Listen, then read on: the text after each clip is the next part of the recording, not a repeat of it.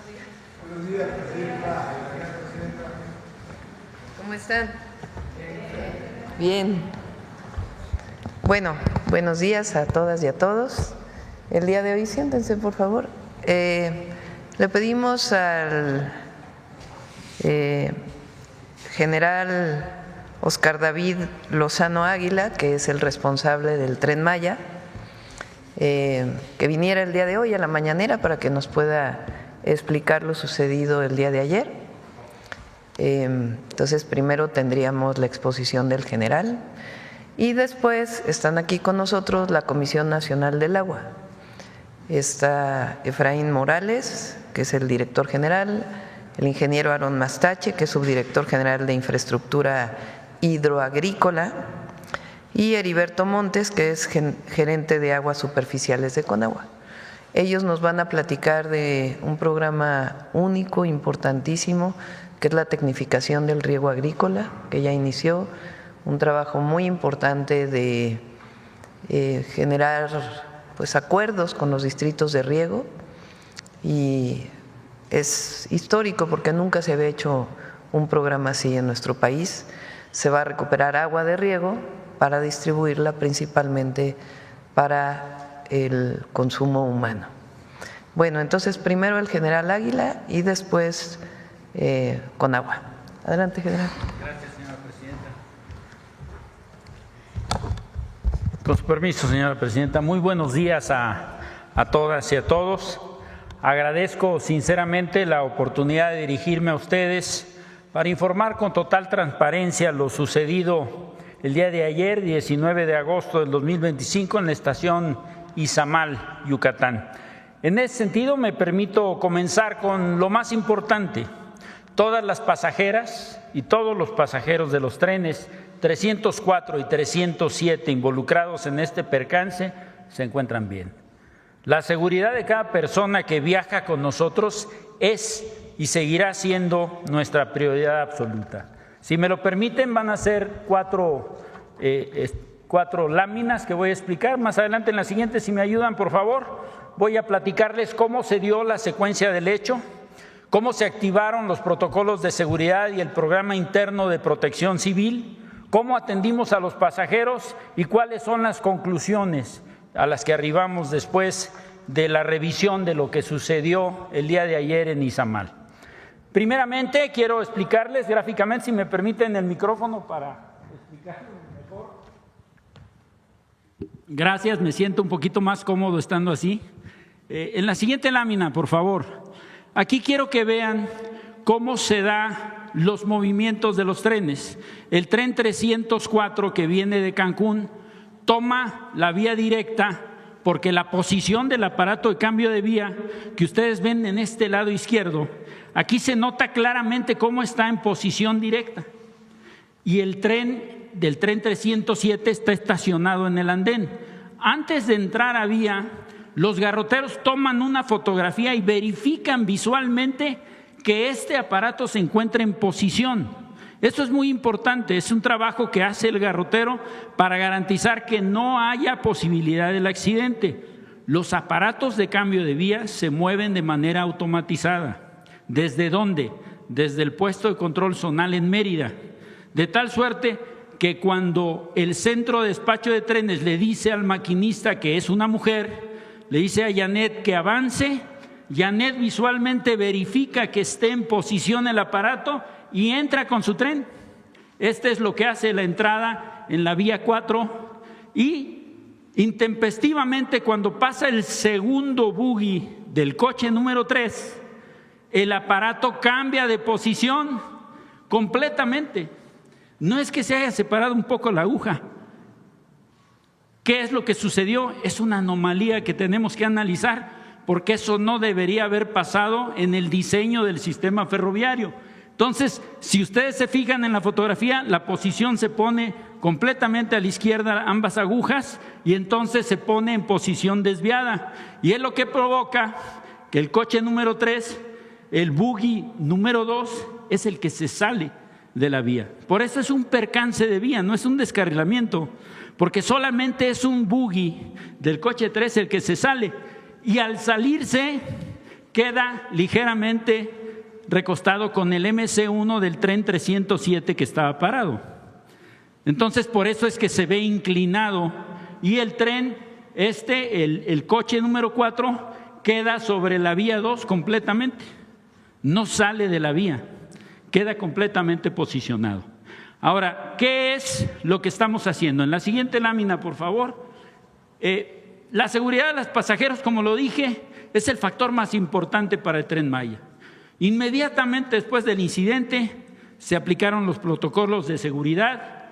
La maquinista, al sentir el jalón de desacople de la vía, aplica el freno de emergencia, como está previsto. El freno de emergencia funciona inmediatamente y detiene el tren. Al momento que ella se percata del jalón, los pasajeros, sin afectaciones y ni lesiones. El personal a bordo del Tren Maya y la Guardia Nacional están capacitados para atender situaciones de crisis. Ellos fueron los que se encargaron de bajar y evacuar a todos los pasajeros. En el tren número 307, que estaba en el andén, se evacuó en 7 minutos. El tren 304, que estaba sobre la vía principal, teníamos que bajarlo a los pasajeros con escaleras de emergencia, los bajamos a la vía y los evacuamos por el andén contrario. La totalidad de los pasajeros se hizo con eficiencia. Asistimos a los pasajeros con transporte alterno y un tren especial. No hubo afectación en los servicios o corridas del día. No interrumpimos los servicios. Los servicios continuaron. El siguiente tren estaba programado para pasar a las 16:20, pasó a las 17:05. Hubo un retraso exactamente de 45 minutos.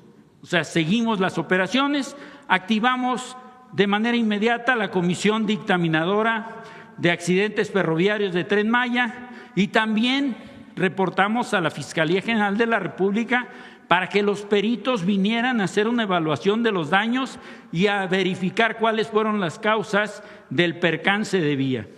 Una vez que se determinen las causas del hecho, se van a establecer acciones correctivas para garantizar la seguridad de las personas y también de las operaciones del tren. En la siguiente lámina, por favor, para dar continuidad al servicio de estos 261 pasajeros que viajaban en los 2 trenes, realizamos estas acciones. La Guardia Nacional auxiliaron a todos los pasajeros aplicando los protocolos de seguridad y el programa interno de protección civil de la estación Izamal. Las 34 estaciones, las 8 bases de mantenimiento, los 3 talleres, las 6 cocheras y todos los edificios de Tren Maya tienen un programa interno de protección civil aprobado por la Coordinación Nacional de Protección Civil. Activamos el plan de transporte de pasajeros, suministramos bebidas y alimentos a las personas que lo requirieron.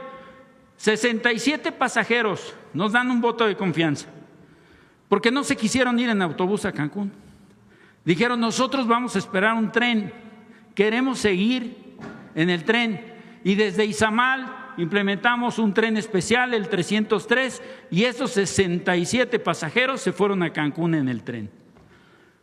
83 pasajeros se fueron en autobuses de Tren Maya al centro de Izamal, 110 también en autobuses del tren se fueron a Mérida, y uno en particular, una mujer de nombre Amanda, me dice, yo tengo que volar a Brasil y necesito llegar al aeropuerto de Cancún. Ella ha utilizado el tren para viajar en varias ocasiones y me dice, yo siempre he tomado este tren y he llegado a tiempo. Estaba desesperada. La llevamos al aeropuerto de Cancún y llegó con 40 minutos de anticipación y afortunadamente se fue porque si no hubiera tenido que pagar una penalidad de 35,000 pesos que ya había instruido que se le pagara en caso necesario. Tren Maya garantizó que estos 261 pasajeros llegaran a sus destinos a pesar del percance.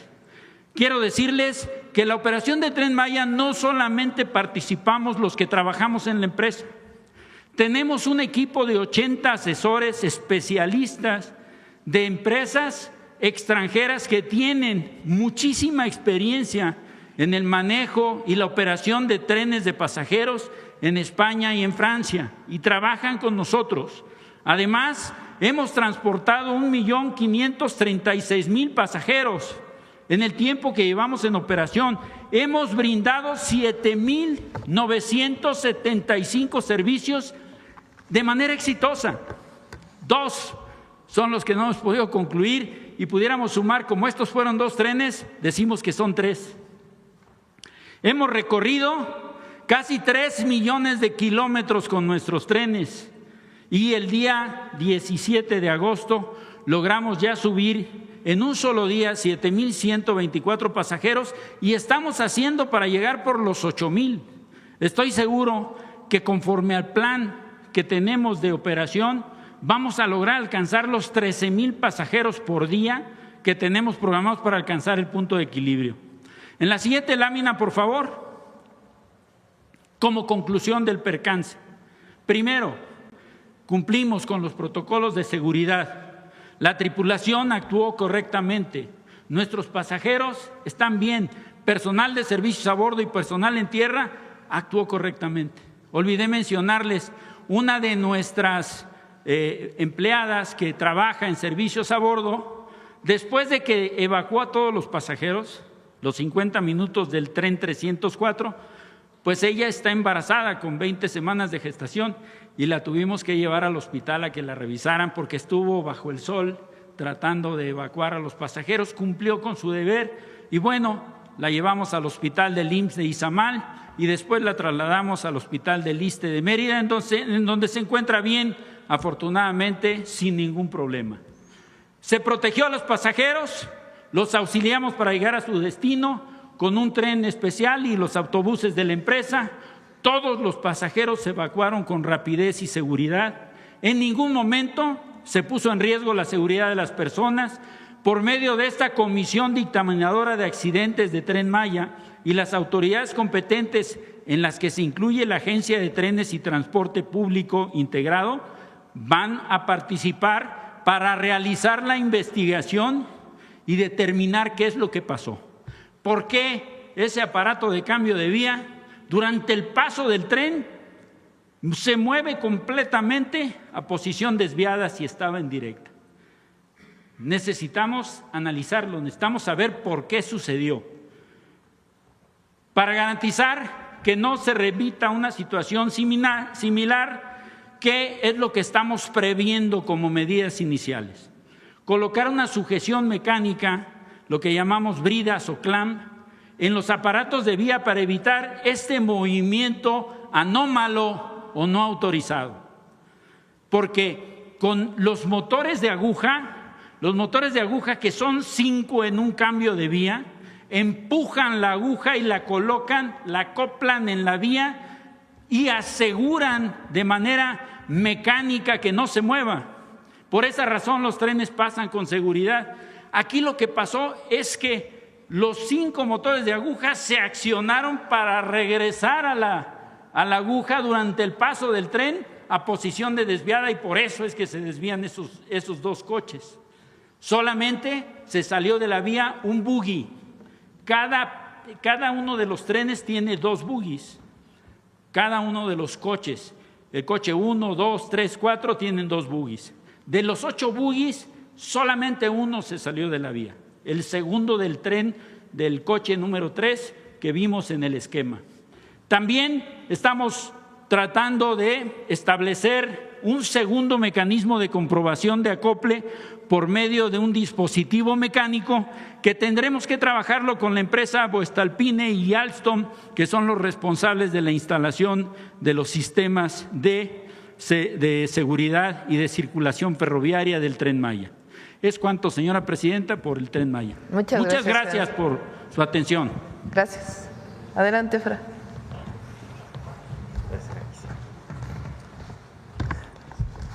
Adelante. Con su permiso, presidenta, muy buenos días a todas y a todos. El día de hoy vamos a presentar los avances del Programa Nacional de Tecnificación, al cual hemos llamado México se Tecnifica. Es un programa que se encuentra enmarcado entre las instrucciones que nos ha dado la presidenta para garantizar el derecho humano al agua en nuestro país. Si podemos pasar a la siguiente lámina, por favor.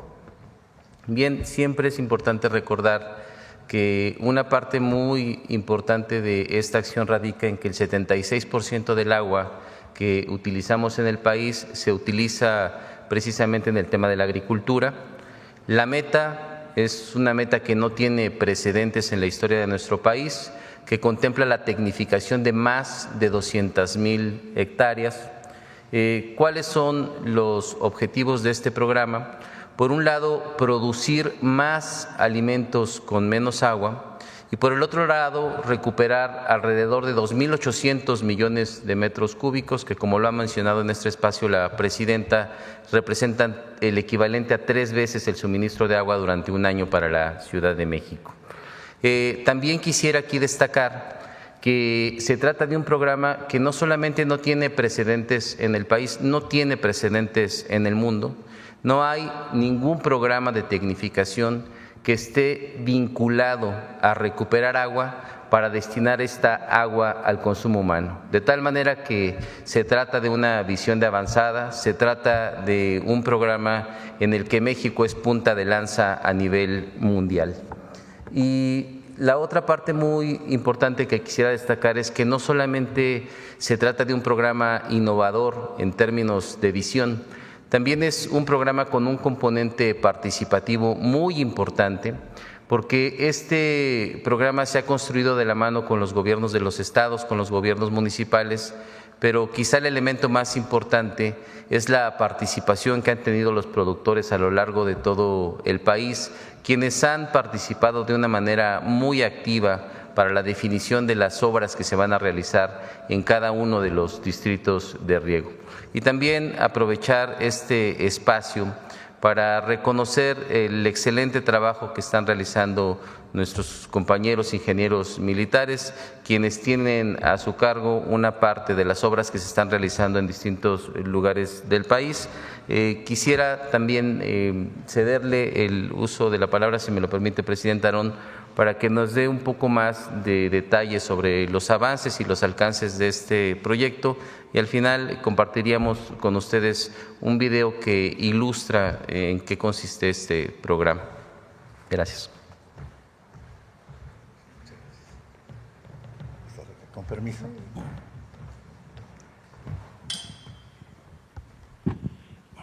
Muchas gracias.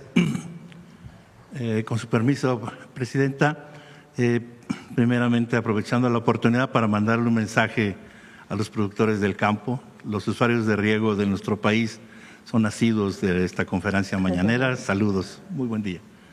Bueno, con este programa, ¿cuál es la problemática que vamos a atender? Pues ya a nivel técnico son la atención a canales deteriorados que conducen el agua hacia las zonas de riego, canales de tierra, donde se pierde y se infiltra mucha agua, presas derivadoras que están dañadas, atender compuertas que están en mal estado, que se filtra el agua, y también una cosa muy importante es atender un sistema de riego que es como lo que ustedes están aquí apreciando, que es un sistema de riego por inundación, que es agua rodada, donde se pierde muchísima agua por infiltración y por evaporación. Adelante, por favor. Tenemos dos grandes componentes para la tecnificación del riego. Uno es la tecnificación de la infraestructura mayor. ¿Qué es eso? Es toda la infraestructura de conducción del agua que viene de las presas y que va hasta la parcela. Aquí nosotros estamos recuperando hasta el 40% del agua que se conduce desde la presa hasta la parcela. ¿Qué estamos haciendo?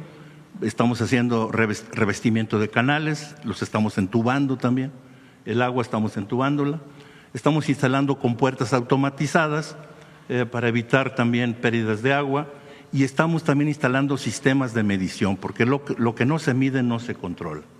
Otro gran componente que tenemos es la tecnificación ya en la parcela, ya donde está el propio productor, donde estamos recuperando hasta el 55% del agua.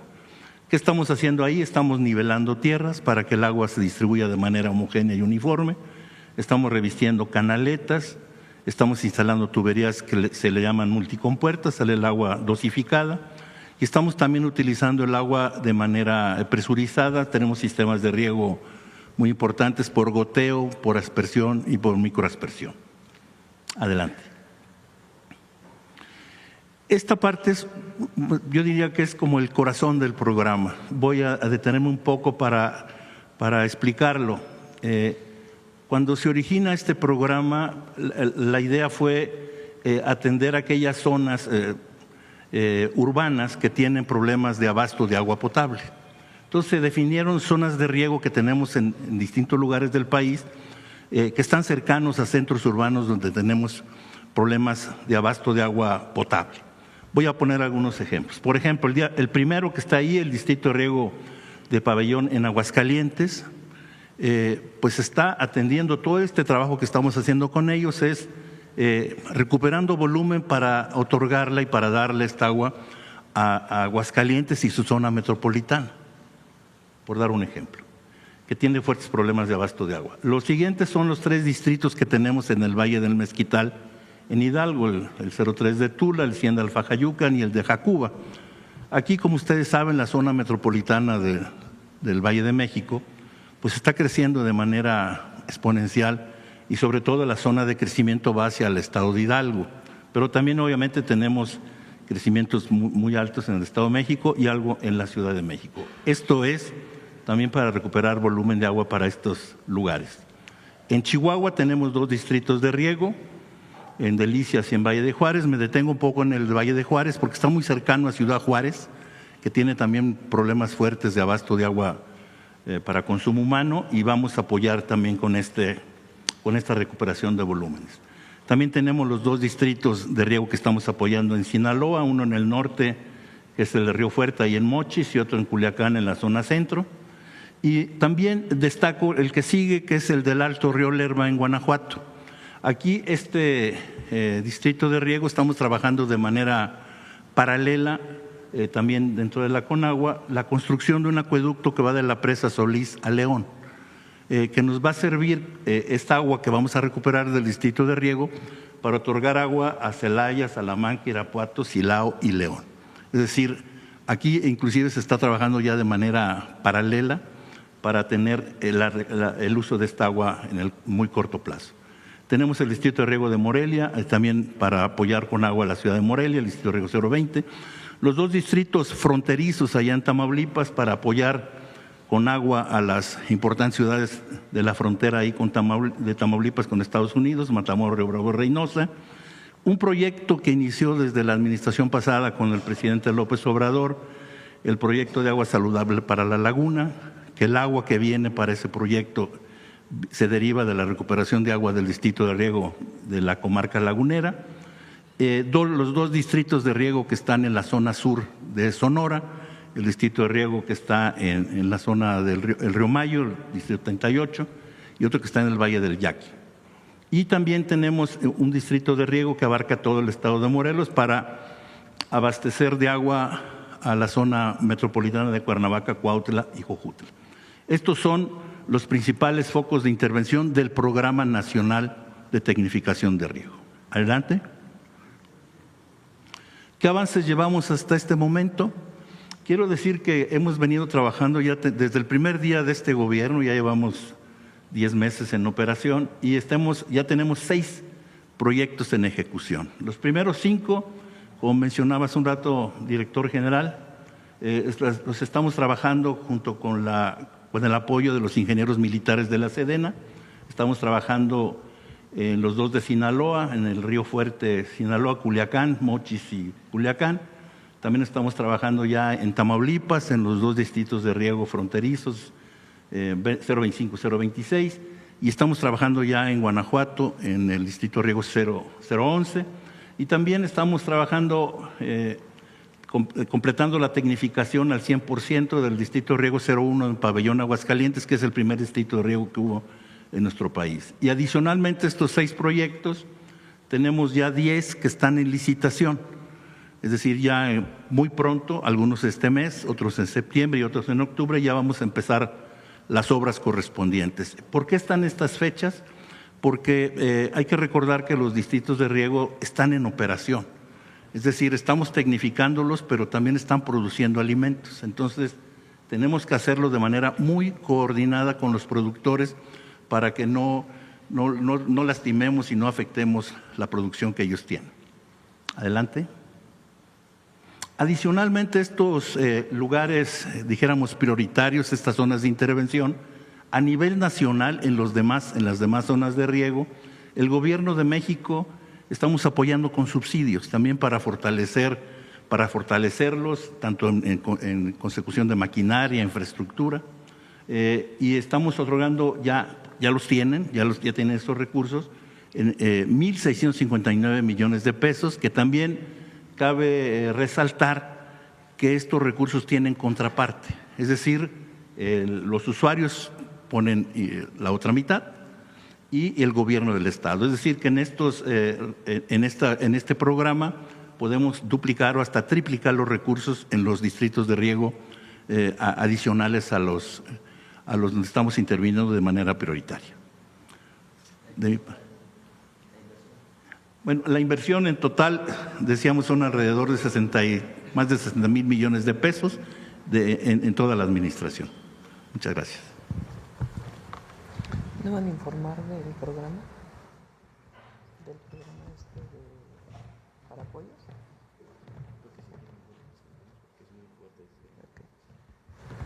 Bueno, preguntaba si ya era toda la presentación.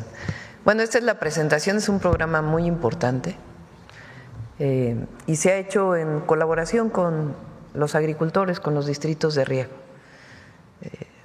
Más de 60 mil millones de pesos en todo el gobierno para recuperar, vamos a decirlo así, el triple de lo que se consume en un año en la Ciudad de México, para poderlo distribuir a las zonas urbanas para que todas las mexicanas y mexicanos puedan tener acceso al agua. Bueno, vamos con las preguntas. ¿Tienen un video de esto? Adelante. Para tecnificar 200,000 hectáreas de riego agrícola. ¿Qué vamos a obtener con esto? Mayor productividad en el campo, es decir, vamos a sacar agua de riego para dársela a la gente, ahí donde hace falta el agua. El Gobierno de México ha puesto en marcha el Programa Nacional de Tecnificación de Riego, único en el mundo, ya que transformará el campo mexicano para aprovechar cada gota de agua y que el ahorro se pueda destinar a consumo humano. En nuestro país, el 76% del agua se utiliza en el sector agropecuario. Sin embargo, de esa cantidad, el 34% se pierde debido a que la infraestructura de riego se encuentra en malas condiciones y casi la mitad de los canales son de tierra, lo que provoca pérdidas por filtración y evaporación. Por eso, nuestra meta es modernizar más de 200,000 hectáreas, superficie mayor al total de la Ciudad de México y el doble de Hong Kong. Con una inversión de más de 60,000 millones de pesos a lo largo del sexenio, fortaleceremos la soberanía alimentaria al producir más alimentos con menos agua.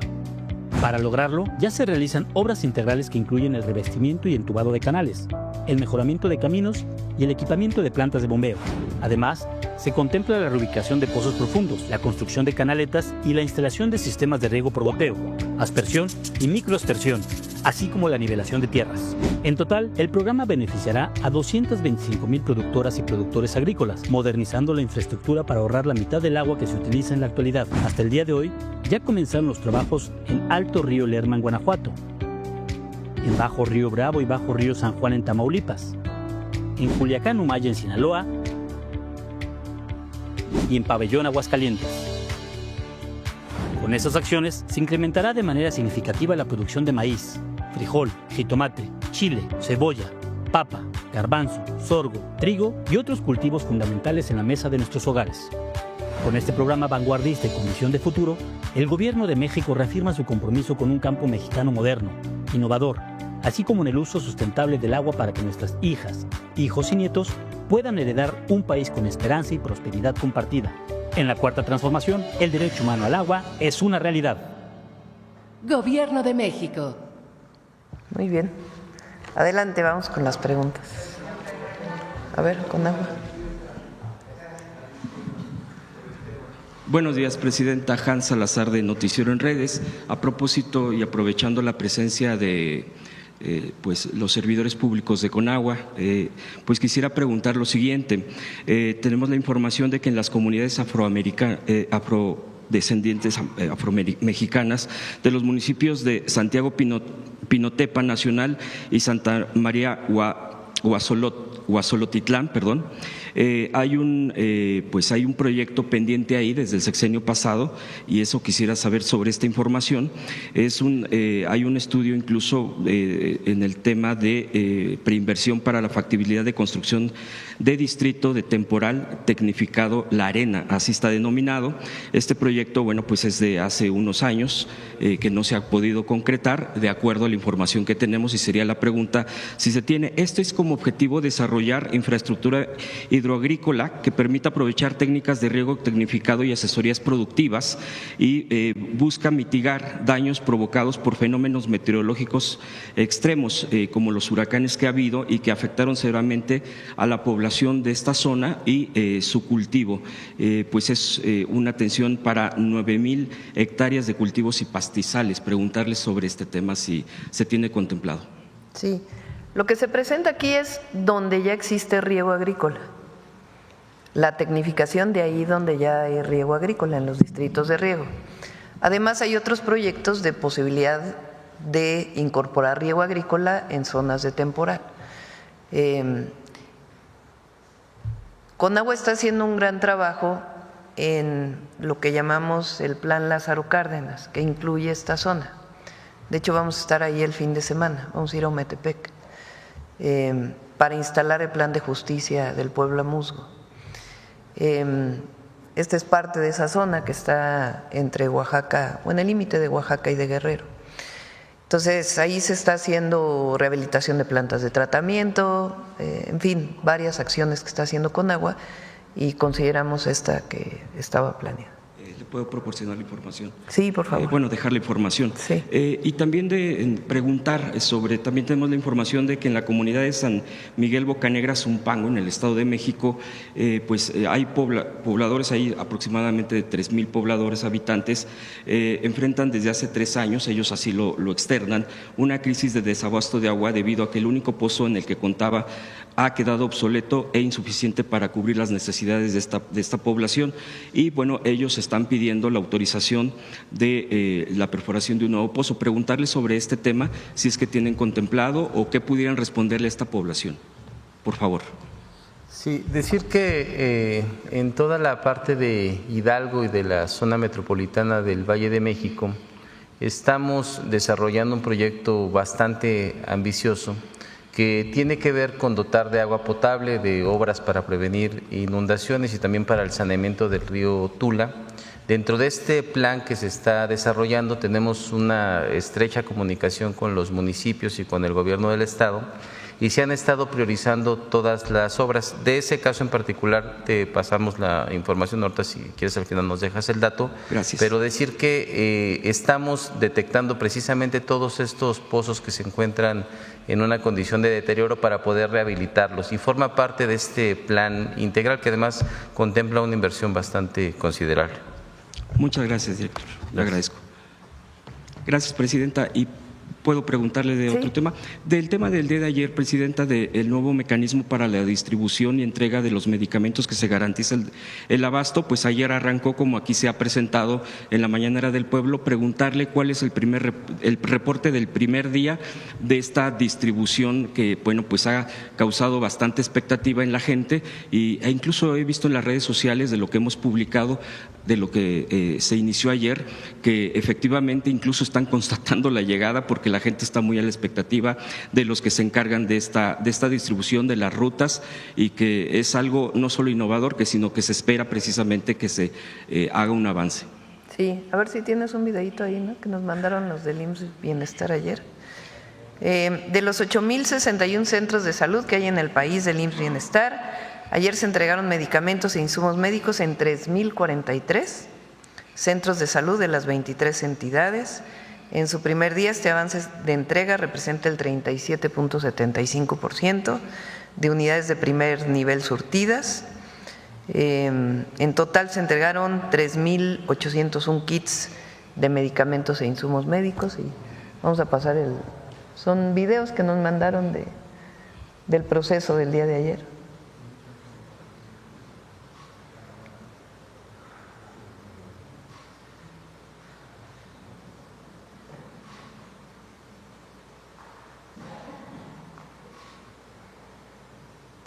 En cada caja, en el kit, pues en cada caja viene el número de medicamentos que determinó Secretaría de Salud que deben tener los centros de salud, de atención primaria a la salud. Dependiendo del tamaño del centro de salud, se deja 1, 2, 3, 4, 5 cajas, dependiendo de la atención que tiene. Los pequeñitos pues tienen 1 o 2 cajas y los más grandes, como los ESA se llaman, que son los de atención incluso que tienen para partos y otras atenciones médicas, pues llevan mucho más kits. Entonces este es el sistema de distribución y ayer llegaron incluso a lugares apartados como San Andrés, La Lagunita en Hidalgo, San Martín, Quintana Roo, Tablón en Sinaloa y otros lugares.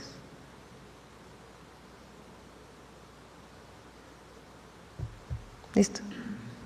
Y ya para el cuidado de precisamente que se esté entregando y que no haya lo que antes había, que eso era se llegaban a veces los medicamentos, pero empezaba la corrupción. Había comités y todo este tipo de vigilancia, ¿verdad? ¿Aún? Sí. IMSS Bienestar tiene hoy un equipo territorial, vamos a llamarle, que se consolidó ahora que entramos al gobierno. Entonces, IMSS Bienestar tiene un director por estado. O sea, está Alejandro Schwartz, que es el director general, y está el doctor Ábalos, que es su director médico, y está Cris García, que es su director administrativa. Cada estado, de los 22 que ahora son, o 21 estados y la Ciudad de México, que son parte del IMSS Bienestar, tienen un director estatal. Y de ahí, dependiendo del tamaño del estado, tienen directores regionales. Cada director regional se encarga de tantos centros de salud y tantos hospitales. Ellos se coordinan con los directores de los centros de salud y de los hospitales y con ellos hay un sistema que está enviando de manera permanente si tienen medicamentos o no. ¿En qué avanzamos ahora o cuál es la gran diferencia? Antes solamente el director médico de un centro de salud decía, me faltan estos 10 medicamentos y entonces desde el almacén se hacía una distribución solo de los 10 medicamentos que faltaban. Eso había generado problemas burocráticos, también por un sistema burocrático que existe ahí que estamos cambiando. Entonces lo que decidimos es que cada mes envíe todos los medicamentos que necesitan. A lo mejor van a tener medicamentos de más, pero es mejor eso a que no haya el medicamento que a lo mejor se acabó al día siguiente de que lo pidieron. Entonces, cada mes reciben todo el paquete de medicamentos que necesita, que determinó la Secretaría de Salud, que deben tener todos los centros de atención primaria.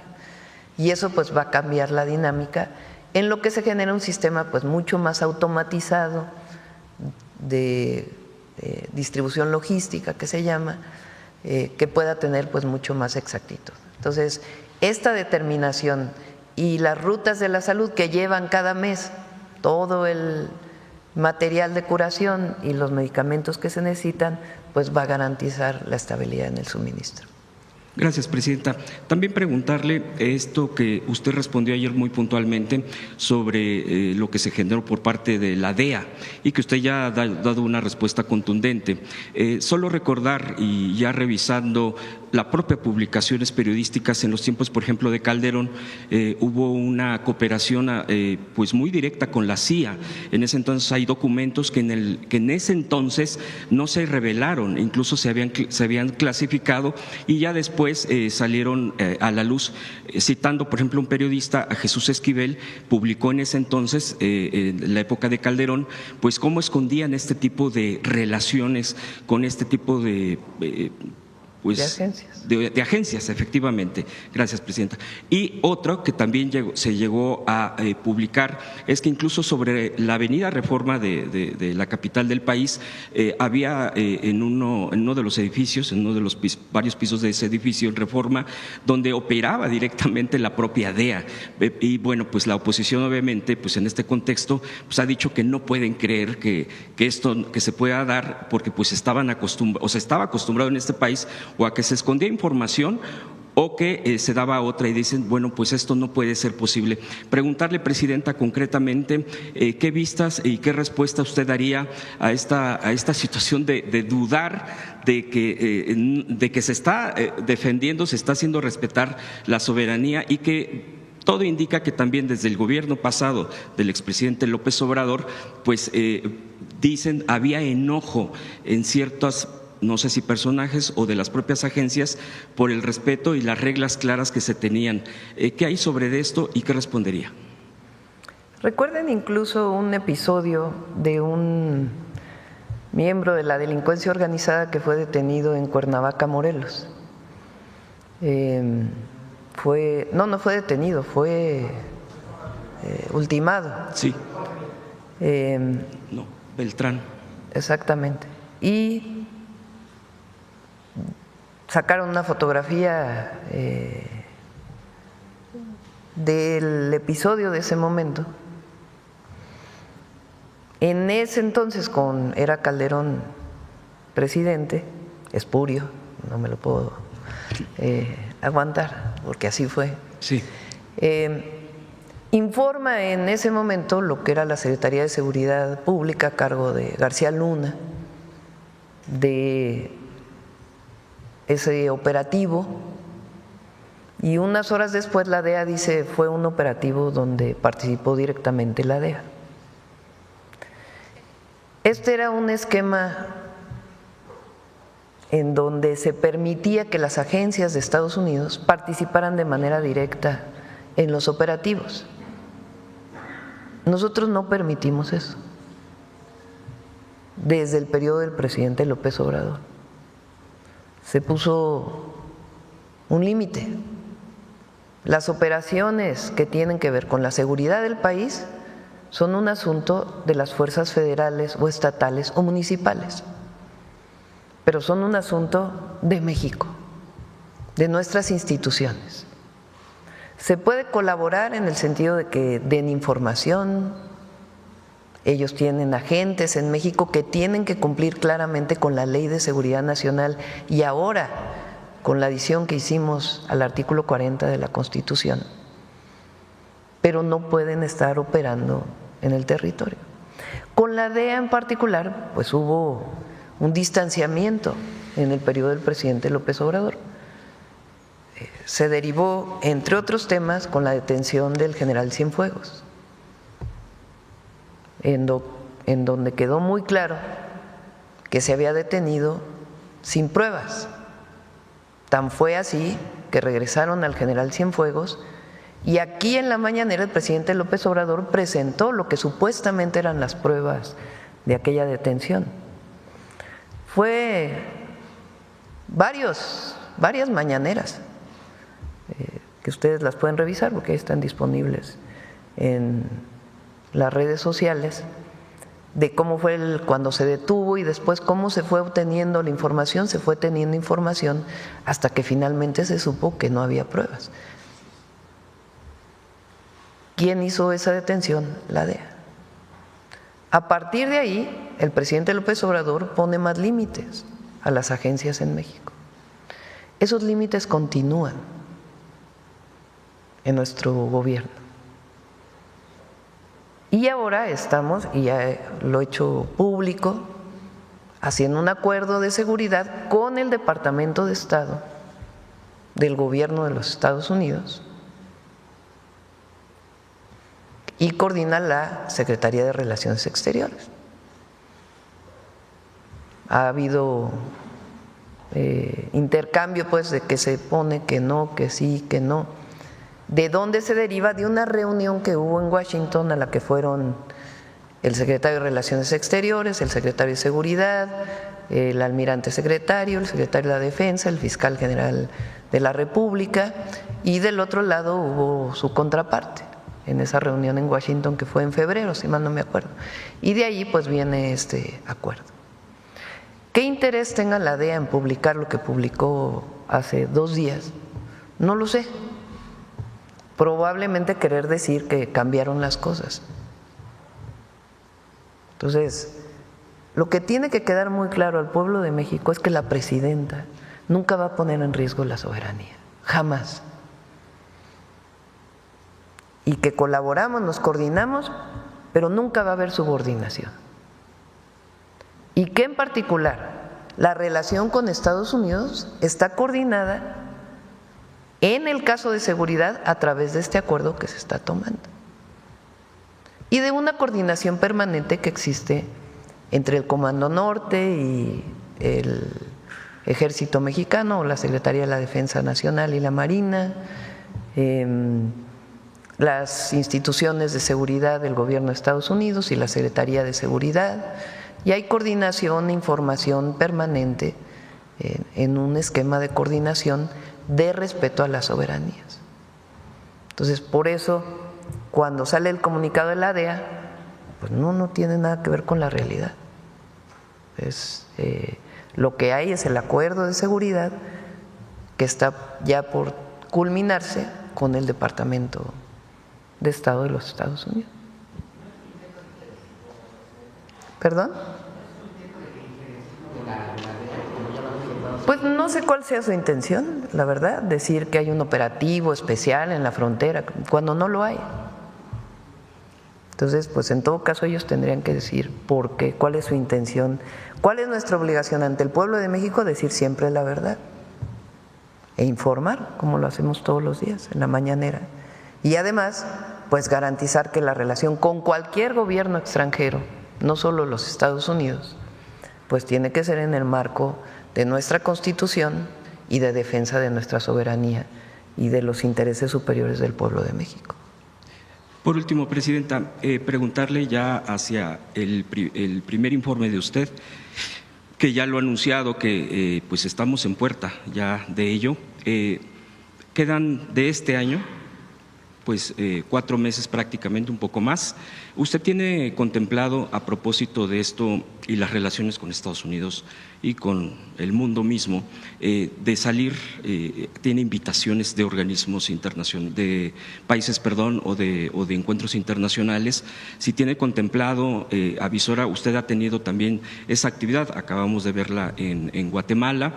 Y pues también preguntarle, a propósito de este próximo 1 de septiembre, he comentado con algunos compañeros, compañeras de este espacio, pues cómo la hemos visto aquí en la mañanera usted. Y la hemos visto mucho más, incluso pues ya los tiempos de la mañanera se han ampliado luego, hay más manejo de… O sea, pues la hemos visto mucho más… pues del manejo y a gusto en la mañana, no sé si sea la palabra correcta, pero ¿usted cómo se ha sentido en estas conferencias de prensa que nos parecen, bueno, no solo a nosotros, son claves precisamente para informar al pueblo, para estar en contacto con el pueblo? Y bueno, pues con nosotros que estamos aquí presentes, ¿cómo se ha sentido? Quisiera yo preguntarle, ¿qué nos podría platicar también de sus experiencias? ¿Ha habido alguna mañanera que se le ha hecho la más difícil, quizá la primera o la más, no digo difícil en cuestión de los temas o de la complejidad, o alguna que le haya gustado más, Presidenta? Y esas serían mis preguntas. Gracias. Sí. En la medida en que vamos avanzando en el proyecto de nación que tenemos, en los 100 compromisos que hicimos con el pueblo de México, es más, podemos informar más cosas, como el día de hoy. O sea, nuestro interés en la mañanera evidentemente es el debate que se hace con ustedes y evidentemente con lo que se publica todos los días en las redes o en los medios. Pero el interés nuestro pues es que quienes nos escuchan a distancia, que saben que se enteran de manera directa sin ningún intermediario, pues que conozcan lo que estamos haciendo. y cómo vamos avanzando.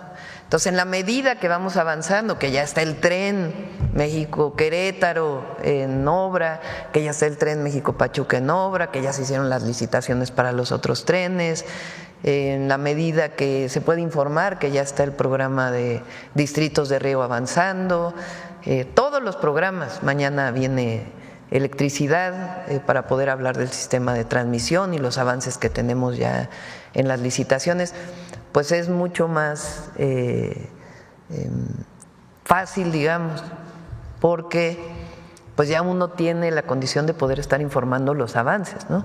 Quizá los primeros 2 o 3 meses, cuando apenas iniciamos el apoyo a mujeres de 63 y 64 años, porque iniciamos hasta enero la beca de jóvenes de secundaria, pues había menos temas que estar informando. Entonces eso pues nos da mucha certeza y se cumple el objetivo principal, que es informar a la ciudadanía, informar al pueblo de México. Por eso es la mañanera del pueblo. Y por otro lado, pues la verdad es que en el debate público es increíble. Hoy veía otra vez, leía a los comentócratas, a los medios. Por cierto, el Universal, aprovecho. ¿No? ¿Quién fue el que sacó del huachicol? ¿Fue Reforma?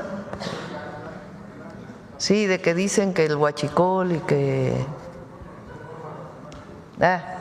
bueno, hoy nos enseñó la Guardia Nacional un video de qué son esos bidones. A ver.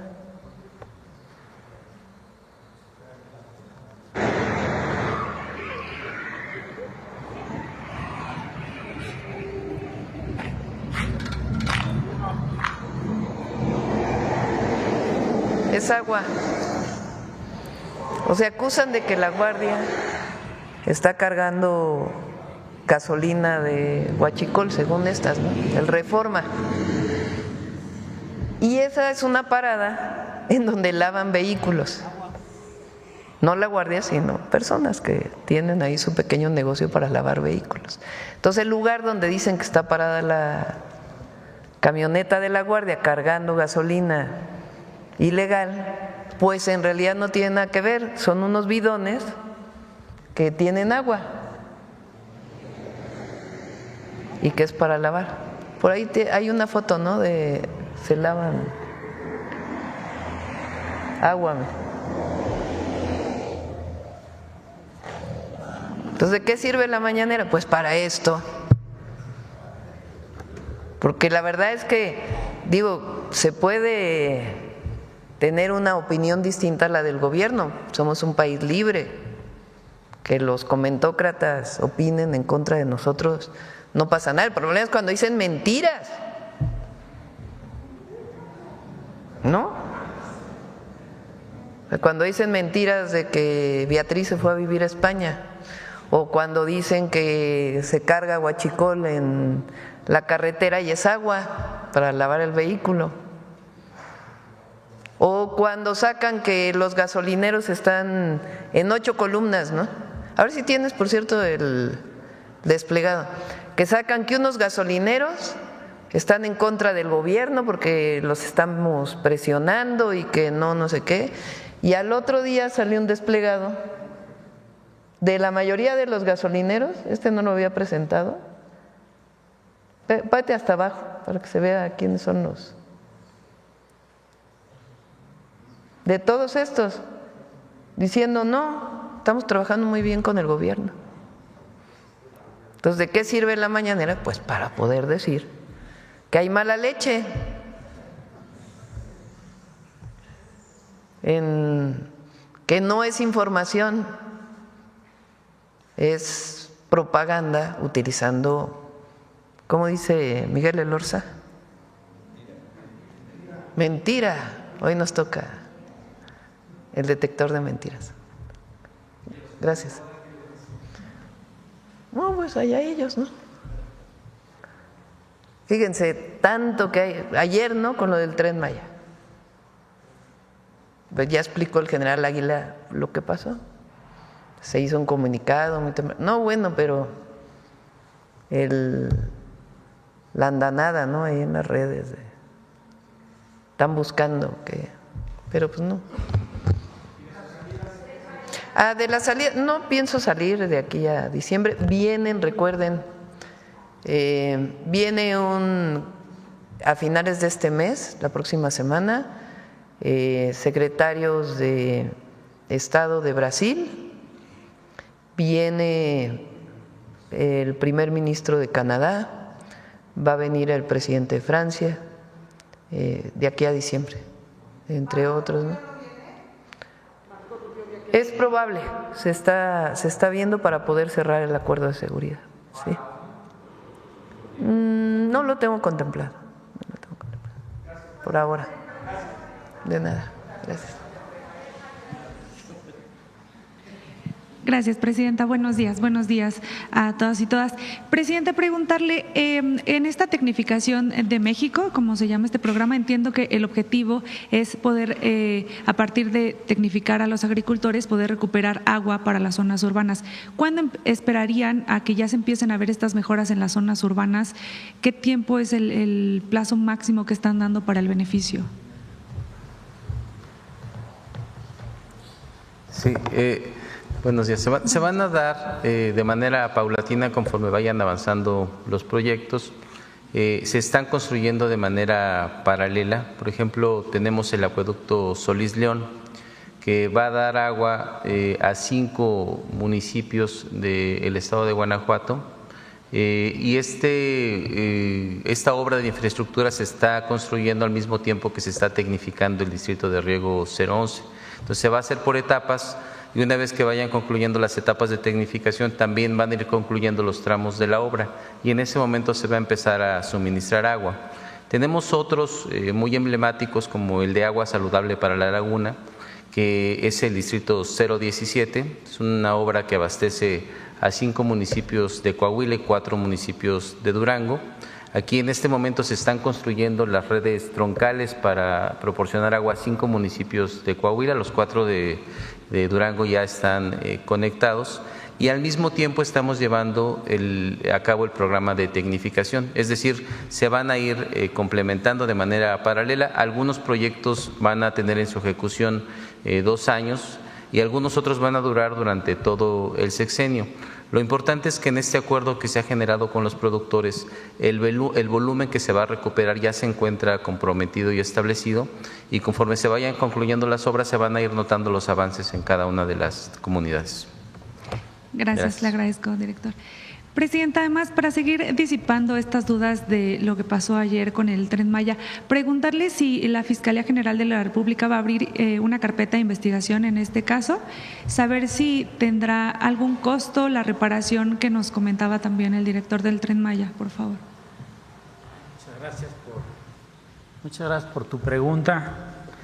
Primero, les informé que efectivamente la Fiscalía General de la República está interviniendo. Ayer durante la noche estuvieron los peritos evaluando el incidente. Absolutamente sí se va a abrir una carpeta de investigación porque es necesaria inclusive para la aseguradora. Todo el Tren Maya está asegurado y la aseguradora tiene que estar perfectamente consciente y tener un documento donde nosotros denunciamos el incidente para que ellos puedan reponer los bienes afectados a partir de este incidente. Entonces sí, definitivamente la Fiscalía va a abrir una carpeta de investigación y el seguro tendrá en su momento que hacerse efectivo para reponer los bienes materiales que fueron afectados. ¿Y las operaciones van a seguir su curso? Sí. Fíjense que esto también que preguntas es importante. El Tren Maya tiene en el tramo que va de Mérida a Cancún y de Cancún a Chetumal, tiene afortunadamente 2 vías y en cada estación tienen 4 vías. Por eso hablaba yo de la vía 4 y de la vía 2 que están del lado mar y de la vía 1 y la vía 3 que están del lado selva. Así les llamamos, es el hombro derecho y el hombro izquierdo en el argot ferroviario. Nosotros hemos decidido nombrar las vías de esa manera y las vías que se afectaron con este percance de vías fueron las vías 2 y la vía 4. La 2 que está pegado al andén de la estación Izamal, que va en dirección Cancún-Mérida y la vía 4 que está en la troncal, que representaría la troncal. La vía 3, que es también troncal, y la vía 1, que está pegado en el andén que va en dirección Mérida-Cancún, está habilitada. Entonces, estamos utilizando los aparatos de cambio de vía para hacer un cambio doble y poder circular sin ningún problema todos los trenes. Eso fue lo que hicimos ayer, hicimos un cambio de dirección, por eso el siguiente tren que debería haber pasado a las 16:20 pasó a las 17:05 fue. Entonces, ninguna operación se interrumpió. El último tren pasó a las 21:56 ahí en Izamal, precisamente porque recuerden que es un sistema y una afectación provoca retrasos en todos los demás trenes porque los cruces se tienen que programar. Es importante que sepan que el servicio está restablecido, que la seguridad está garantizada y que no hay de ninguna manera por qué alertar con el funcionamiento del tren. El funcionamiento del tren está operando hoy con todos los servicios programados. A ningún pasajero le vamos a quedar mal el día de hoy. Todos los trenes van a pasar.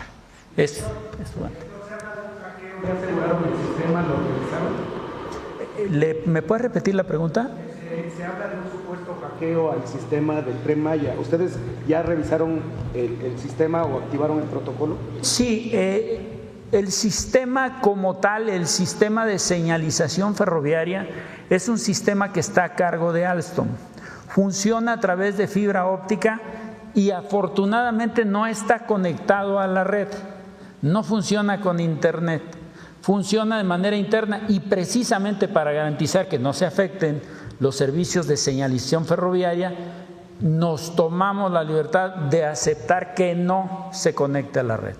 Inclusive todas las instalaciones que están dedicadas para los sistemas ferroviarios, que son 107 casetas, que son cuartos técnicos principales y auxiliares que están en las 34 estaciones, en las bases de mantenimiento, en los talleres, y las instalaciones que nosotros tenemos también como los puestos de control principal o central, los puestos de control zonales, que son 4, todos esos sistemas y la base de datos y la base de datos secundaria están integrados de manera armónica y no tienen conexión a un sistema de internet público. Esta es solamente como un intranet, como funciona a través de la fibra óptica, no hay posibilidad de hackearlo. ¿Cuántos son los daños? Todavía no han sido cuantificados los daños. Los daños, de acuerdo a lo que yo personalmente revisé, es uno de los bogies del coche número 3 que tendremos que reponer. Repito, está asegurado todo el sistema ferroviario, los pasajeros inclusive están dentro del seguro institucional y ustedes deben de saber que para que se haga todo el aseguramiento, el sistema ferroviario tiene que certificarse. Hay una entidad que se llama Evaluador Independiente de Seguridad que revisa todo lo que está construido. Debemos de presentar el dossier de calidad de cada obra, de cada pileta, de cada uno de los componentes de los viaductos, de los puentes, de la infraestructura, de los terraplenes, de las vías, de las estaciones, que se tienen que certificar por ley. Y por esa razón, y bueno, también porque así se nos fue instruido, porque la legislación ferroviaria en realidad no pide una certificación tan meticulosa como la que está haciendo el Tren Maya. Eso nos da la garantía de que todos los sistemas ferroviarios deben de funcionar a la perfección. Por eso es importante que lo que se determine de lo que sucedió el día de hoy, de que los motores de aguja empujaron a la aguja a posición desviada, tiene que resultar de la revisión de las comunicaciones, lo que sucedió en el puesto de control zonal, lo que atestiguaron los conductores, la propia Janet, que es la conductora. Tenemos solamente 2 mujeres, me da mucho gusto, hubiera querido tener más, pero bueno, 2 mujeres y a ella le tocó desafortunadamente tener que enfrentar este evento y creo que lo hizo con mucha entereza y lo hizo perfectamente siguiendo los protocolos. ¿Alguna otra pregunta? Gracias. Aparatos de vía, no tengo, perdón que no tenga el dato en la cabeza, pero imagínense, en cada estación hay 8 aparatos de vía. 8 aparatos de vía en cada de las 34 estaciones. Cancún tiene todavía más, Mérida tiene más. ¿Por qué? Porque Cancún tiene 10 andenes, Mérida tiene 8. Entonces, dependiendo del tamaño de la estación, es el número de aparatos de vía. Entonces, tenemos aproximadamente, y digo, voy a hablar de 600 aparatos de cambio de vía. Todos los aparatos de cambio de vía están certificados. Lo que sucedió aquí no es un problema con el aparato de cambio de vía. Lo vuelvo a ratificar. Lo que pasó aquí es el funcionamiento del motor de aguja. El motor de aguja que fue accionado desde el centro del puesto de control zonal se puso en posición directa. Cuando pasa el tren, el sistema detecta que está pasando un tren. Si alguien quisiera presionar un botón para hacer o mover el aparato a desviada, el sistema automáticamente lo bloquea. Entonces no es posible que alguien haya podido accionar y decir, lo pongo en desviada para afectar el tren. Es decir, no hubo una intencionalidad. ¿Qué falló? Algo falló en el sistema de señalización, porque el aparato de vía recibió alguna señal para que los motores accionaran y empujaran la vía a posición, las puntas de la aguja a posición desviada, cuando el tren estaba circulando en posición directa. Por eso los 2 primeros coches y el primer buggy se van en posición directa en la vía 4 y el segundo buggy del coche 3 entra en desviada. Entonces ya se imaginan lo que sucede, y por eso el coche se pone como en diagonal, porque lo está traccionando por una vía y él está circulando por otra. Y hay una parte que se queda conectado solamente por el sistema de tracción, por lo que conocemos nosotros como cigüeñal, desde que se conecta es la flecha. La flecha permitió que no se desprendiera prácticamente el acoplamiento del coche 3 del coche 4, porque el coche 4 entra a la vía 2 y sin problemas, ¿sí? Pero porque lo está traccionando, y entonces el 3 queda diagonal y acostado prácticamente sobre el MC1, que es la cabina de tracción del tren 307. Gracias. Lo expliqué hace un momento. Es muy importante el dictamen que tiene que dar la comisión dictaminadora de accidentes ferroviarios. De ese dictamen que ellos den, de cuáles fueron las causas, tenemos que aplicar medidas para evitar que vuelva a suceder. Y aquí les presenté 2 opciones que nosotros estamos estimando que puedan ser aplicables. Es decir, en tanto los aparatos de vía no tengan que moverse, es decir, que no tengamos que hacer movimientos que no estén programados por retrasos, por consideraciones de la operación, los aparatos los podemos asegurar con el clamp, con la brida, ¿no? Y eso permitiría que aun cuando alguien o el mismo aparato le mandaran una señal para que se mueva, no se va a mover porque va a estar asegurado. Y segundo, que dentro del sistema del motor de aguja podamos poner un mecanismo que haga un doble aseguramiento. Lo que hace ahorita es, cuando se desplaza la aguja, el motor de manera neumática empuja la aguja y fija, entra un seguro para fijar que no se mueva la posición de la aguja, y de esta manera permanezca en la posición directa o en la posición desviada. Si además de eso le metemos un seguro adicional, es posible garantizar que no se vuelva a presentar un caso. Lo que buscamos es 0 incidencias. No me gusta comparar, pero en todos los países, y les voy a hablar de España, en el 2022, 175 casos similares como el que enfrentamos nosotros en un año. En Estados Unidos, más de 1,600 casos de descarrilamientos en diferentes lados con consecuencias diferentes. Alguien mencionaba el Brightline, que no ha tenido incidencias, pero el hecho de chocar con un vehículo es una incidencia. No lo podemos minimizar. Es importantísimo que también se mantenga la seguridad. ¿A qué apostamos en el Tren Maya? A la seguridad a través del confinamiento, a la seguridad de los sistemas de señalización ferroviaria, a la seguridad que otorgan los puestos de control automatizados. Estamos enfocados y tenemos aparte la seguridad física que nos da la Guardia Nacional. Para nosotros lo más importante es la seguridad y la vamos a mantener, y el compromiso del Tren Maya, el compromiso de la Defensa Nacional, el compromiso del Gobierno de México es que todos los trenes de pasajeros ofrezcan un servicio con 0 incidencias. Nosotros fallamos ya 2 veces, pero no debemos de fallar en el futuro. Tenemos que alcanzar el 0 incidencias. Y eso nos va a ayudar la certificación de calidad, nos va a ayudar todo el análisis que se haga ahorita de lo que sucedió, y seguramente que la Fiscalía va a seguir su investigación, abrir la carpeta, y si hubiera responsables, pues tendremos que enfrentar a la autoridad en su momento, aquellos que hayan cometido algún error. Perfecto, entonces, esa es la situación. No sé si hubiera… Muchas gracias.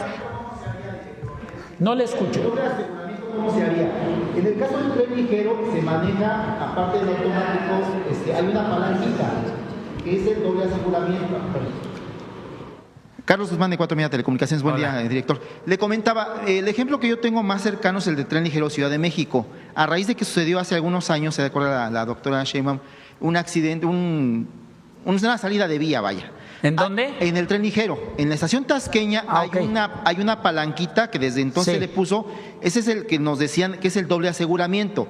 Es el automático y es el manual que cuando llega al Tren Ligero hace el cambio de vía, se jala una palanquita y automáticamente una parte del riel cambia hacia el otro lado. Es preguntarle si en el caso del Tren Maya, en lo que se averigua la causa, lo que pasó, se podría poner un aseguramiento manual para que, aunque tarde unos minutos más, se tenga más seguridad para que el tren pueda manejar eso. Gracias. Creo que no me expliqué bien hace rato. Cuando me refería a poner un aseguramiento físico, me refería a colocar la brida. Ese es el doble aseguramiento. El primer aseguramiento es el que hace el motor de aguja cuando asegura y fija la aguja. Pero si además físicamente llega un garrotero e instala un candado, una brida, que es lo que tú sabes, ese es el segundo aseguramiento. Obviamente, ¿qué implica? Pues implica desplegar muchísima gente para hacer ese aseguramiento.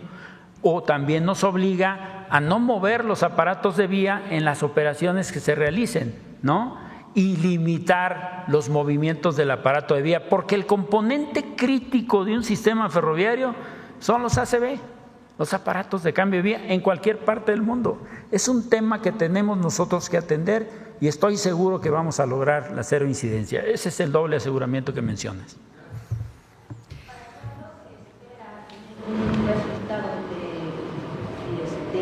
De la dictaminación, estimamos que sea un proceso aproximado de 15 días, intervienen muchos técnicos, es una cuestión de análisis técnico profundo que tiene que hacer de todo lo que sucedió.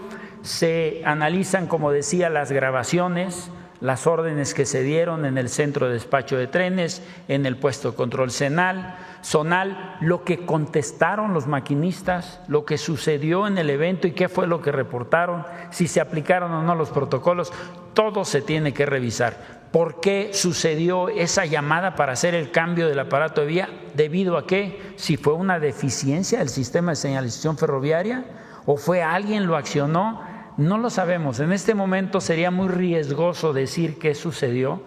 Lo único que les puedo decir es que esa comisión dictaminadora tendrá que informarnos cuál es el resultado, porque para nosotros es muy importante garantizar la seguridad de nuestras operaciones y sobre todo la seguridad de nuestros pasajeros.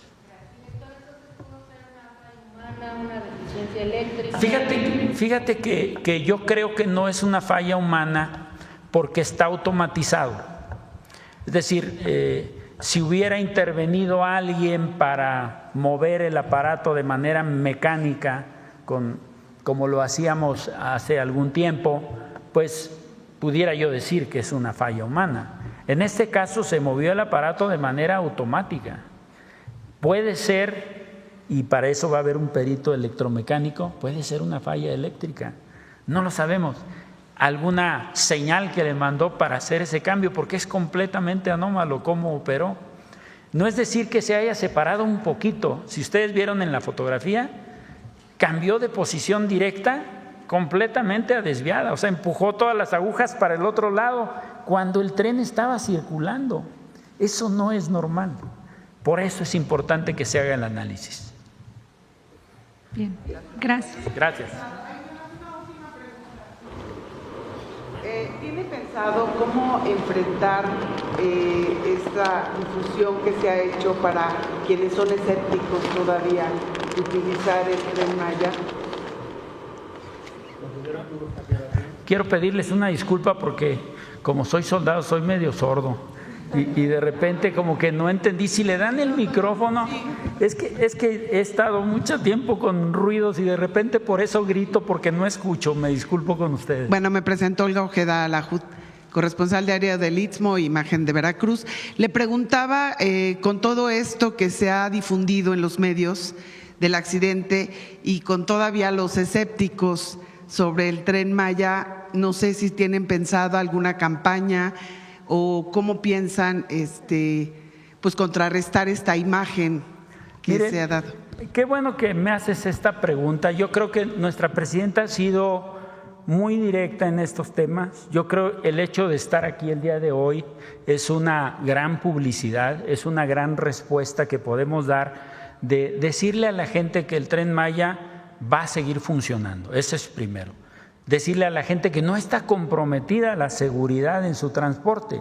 Y mucha gente tiene reservados viajes el día de hoy y los van a hacer. No estamos dudando de que nuestros pasajeros se van a subir al tren.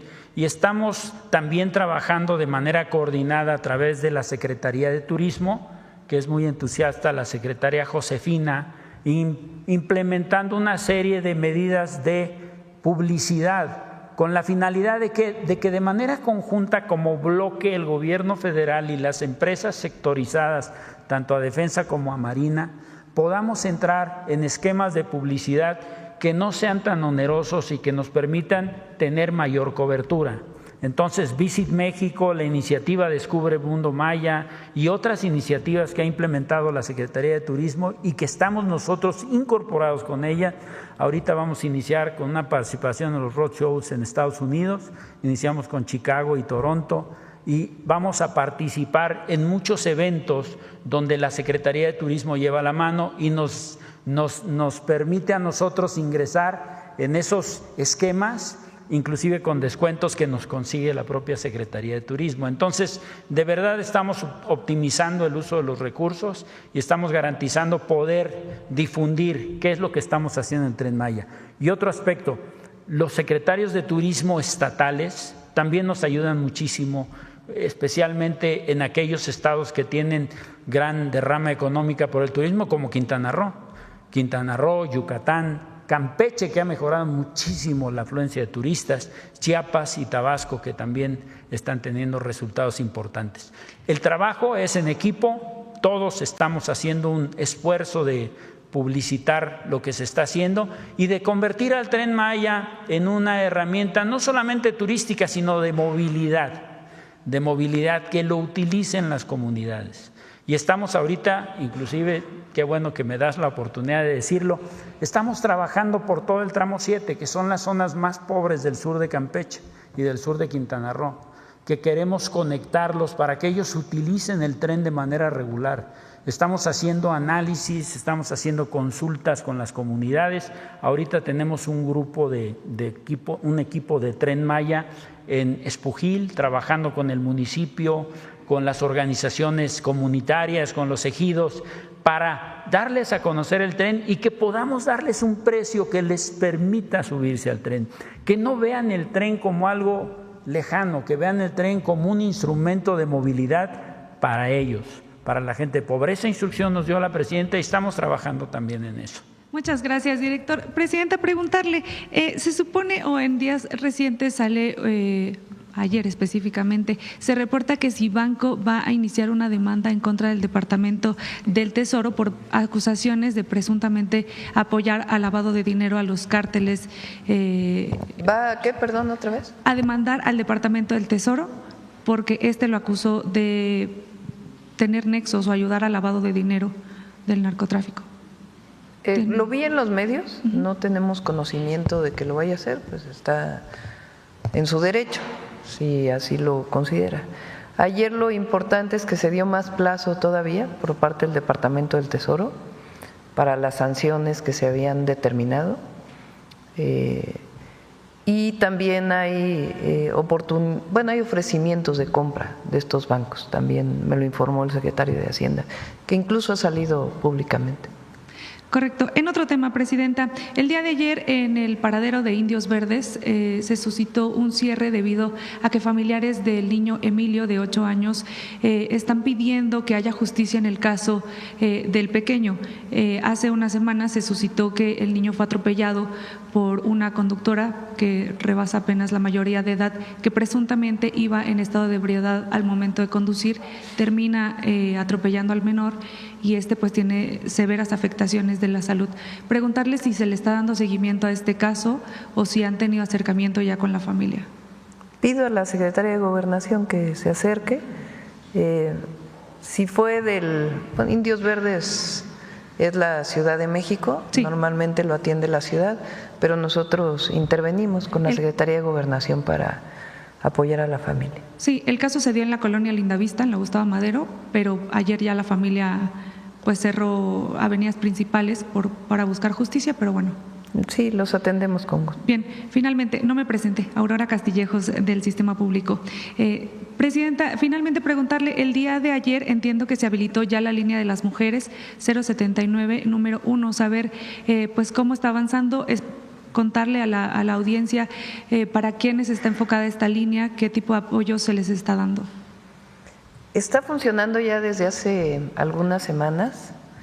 Lo anunció aquí Citlali, si hay un asunto de emergencia por violencia o asesoría o alguna necesidad de alguna mujer vinculado principalmente por una situación de violencia, puede marcar el 079 y una vez que le contestan apretar el número 1 y ahí hay una serie de telefonistas que están capacitadas y saben a dónde dirigir la llamada. No es solamente la atención en ese momento, sino que si es una situación de emergencia de algún lugar del país, se comunica de inmediato con el 911 de algún estado de la República, con la Guardia Nacional, con la Policía, con la Secretaría de las Mujeres o Instituto de las Mujeres de los estados.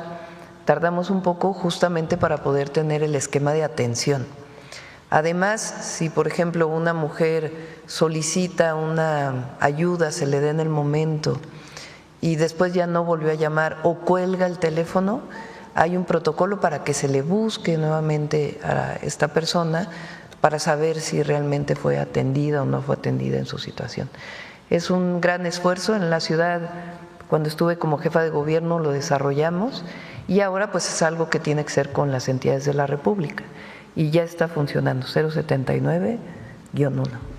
Nada más, en el futuro podría haber un balance de cómo van estas llamadas de las mujeres. Sí, con gusto le pedimos a Citlali que lo pueda informar. Gracias, es todo, presidente. Sí. ¿Quién más? A ver, vamos ahí para… Buenos días, Presidenta CONA, su servidor Carlos Pozos de LM Noticias. Antes de iniciar con mis preguntas, comentarle… Usted nos anunció que en este ejercicio de comunicación circular iba a dar a conocer las listas de las pensiones millonarias de Petróleos Mexicanos.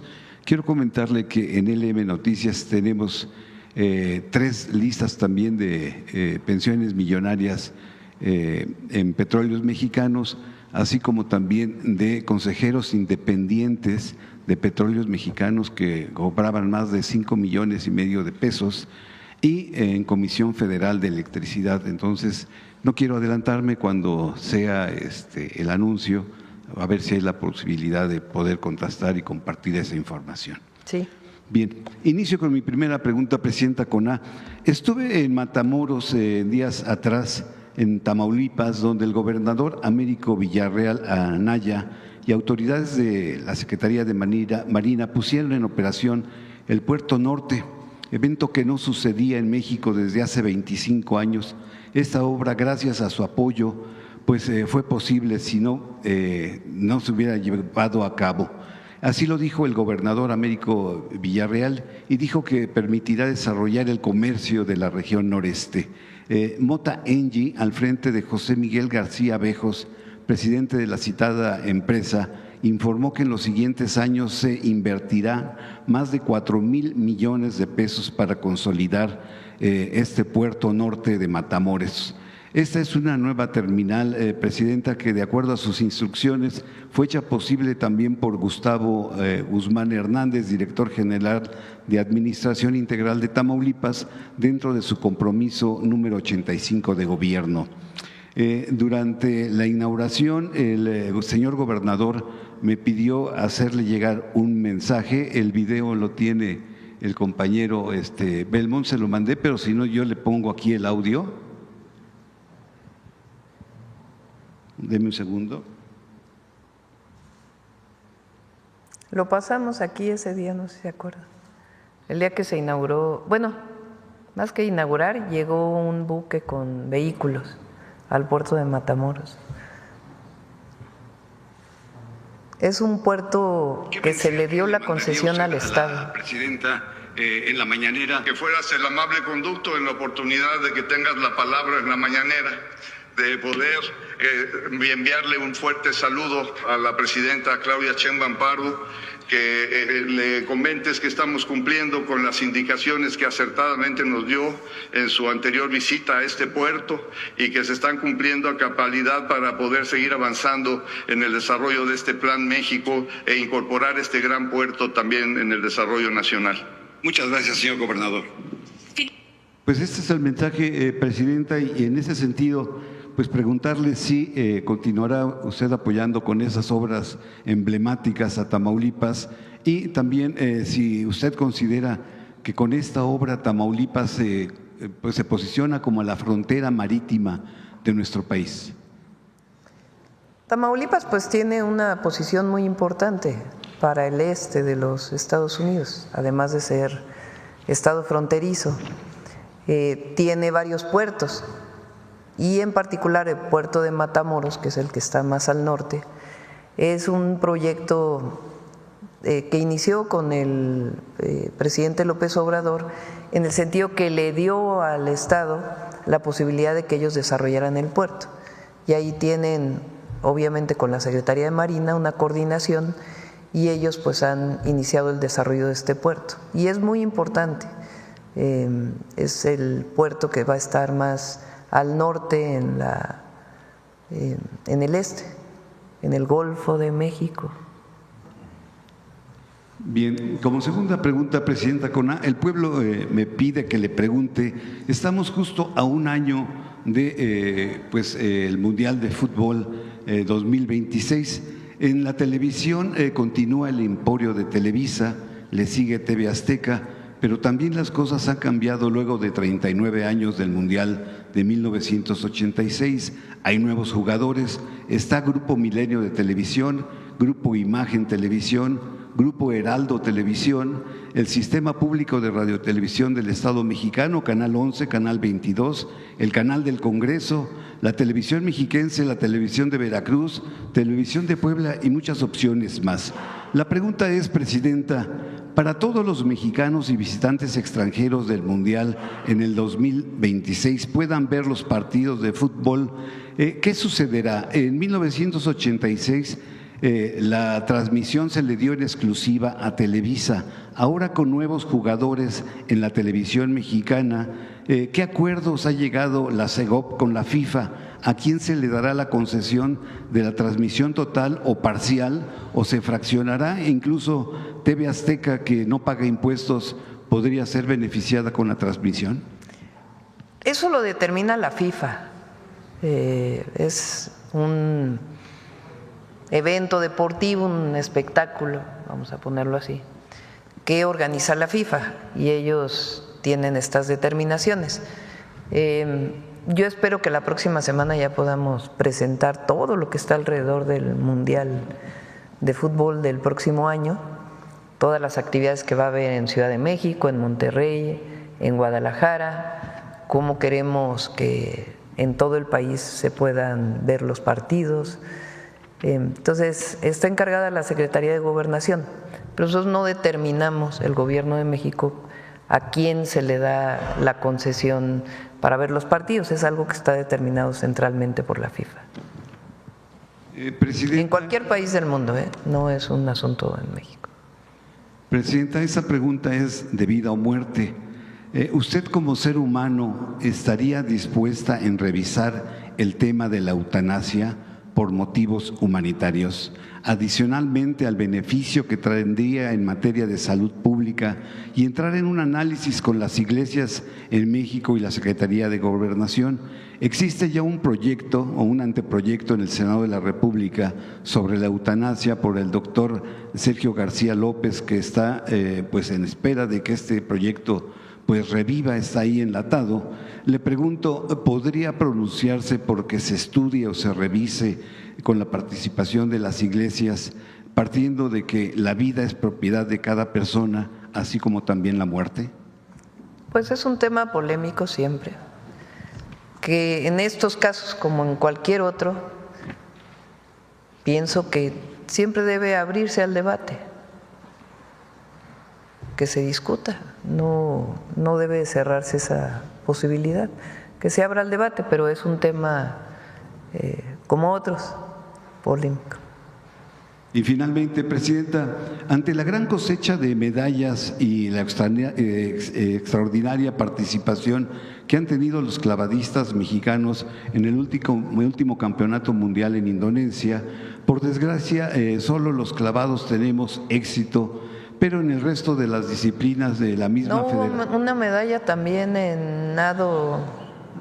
Sí, no solo fue clavados, fueron varios. Pero faltan otras disciplinas dentro de la federación que están de natación que están siendo abandonadas. Este es el caso desde hace 4 décadas, con menos recursos. El polo acuático tiene 6 años sin tener una sede, y los padres de familias de los deportistas pues tienen que estar pagando pues lo que le correspondería a la CONADE. Hay un conflicto, Presidenta, entre World Aquatics con la Federación Mexicana de Natación, y esto es por la disputa del RUD, es el Registro Único Deportivo, que es el documento que tiene que tener las federaciones para poder recibir recursos públicos. Los familiares de estos atletas de polo acuático mexicano le piden ayuda para buscar un cambio, una certidumbre para más de 20 equipos varoniles y femeniles de polo acuático que existen en toda la República, y pues señalarle que desde el 2026 se cumplen 50 años de que el polo acuático no puede asistir a Juegos Olímpicos por esta situación. Si usted pudiera. Está haciendo muy buen trabajo Rommel Pacheco al frente de la CONADE. Entonces le vamos a encargar que revise el caso. Mil gracias, gracias. Bueno, yo creo que ya cerramos. Mucha información. Vamos con el detector de mentiras.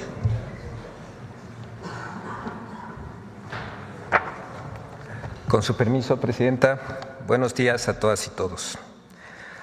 ¿A quién puede molestarle que más de 13 millones de mexicanas y mexicanos salieran de la pobreza entre 2018 y 2024?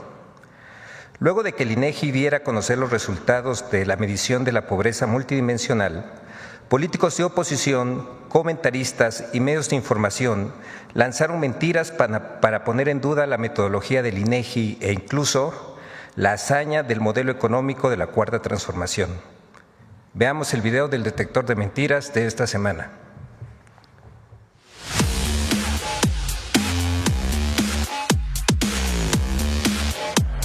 Falsas modificaciones a la metodología del INEGI para manipular los datos de pobreza en México y mentiras sobre el costo de la gasolina son algunas de las noticias falsas que el detector de mentiras localizó esta semana. 1. Los datos sobre pobreza multidimensional del INEGI son incorrectos.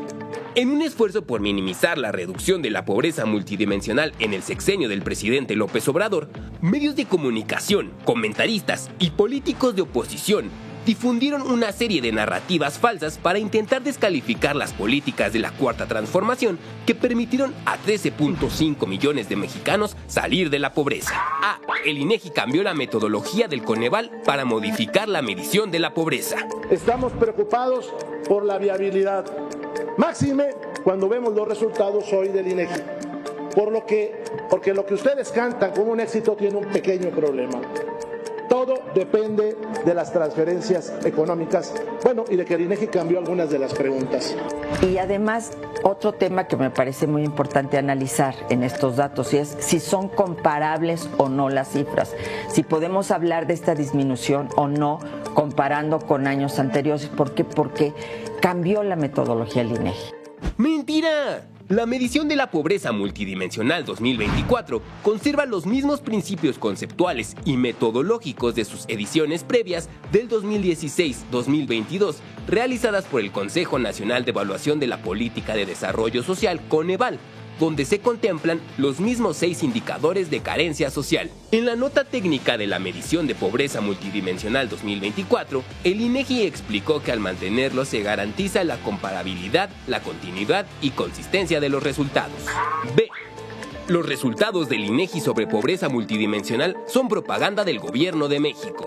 Lo cierto es que, bueno, esto es parte de la propaganda para decir, bueno, la cuarta transformación está funcionando y vean ustedes el éxito de López Obrador. ¡Mentira! Los resultados del informe sobre pobreza multidimensional, presentados por el INEGI, un órgano autónomo, derivan de la Encuesta Nacional de Ingresos y Gastos de los Hogares, la cual se realiza desde 1984 y cada 2 años desde 1992, con el objetivo de proporcionar un panorama estadístico del comportamiento de los ingresos y gastos de los hogares, de acuerdo con la Ley General de Desarrollo Social. C. La reducción de la pobreza es gracias a los empresarios por aumentar el salario mínimo. Pero ¿quién realiza realmente esta función? Los empresarios, ¿no? Que son los que invierten, pagan y le entraron al tema, y entonces son ellos, junto con los trabajadores, quienes son verdaderamente pues los responsables de que esta política esté funcionando. ¡Mentira! El aumento del salario mínimo durante la presidencia de Andrés Manuel López Obrador se caracterizó por ser un acuerdo tripartito entre los sectores obrero, empresarial y el gobierno.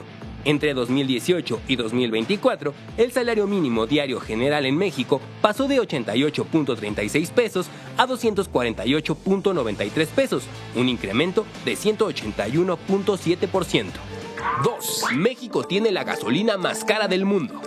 ¿Saben quién es el país más caro que vende la gasolina en el mundo? Somos el país más caro del mundo en gasolina. ¡Mentira! Entre los países del G20, Singapur es el país con el precio más alto de la gasolina, con $2.84 por litro, mientras que en México el promedio del precio es de $1.25 por litro. También es falso que Pemex sufra una pérdida inédita de ganancias por el tope al precio de la gasolina. La Secretaría de Energía aseguró que es incorrecto afirmar que absorbió los costos de la gasolina por la estrategia de una reducción en su precio. Además, Pemex reiteró que no existe desabasto de combustible en el país y puntualizó que el suministro está garantizado. 3. Bonos, créditos o préstamos a nombre de los programas para el bienestar. ¡Mentira! La Secretaría de Bienestar alertó sobre la existencia de páginas falsas y mensajes fraudulentos en WhatsApp que ofrecen bonos, créditos o préstamos a nombre de los programas para el bienestar. La titular de esta secretaría, Ariadna Montiel Reyes, recordó que todos los trámites son gratuitos y directos a través de la tarjeta del Banco del Bienestar, sin intermediarios, e hizo un llamado a la ciudadanía a no caer en fraudes y mantenerse informada en los canales oficiales.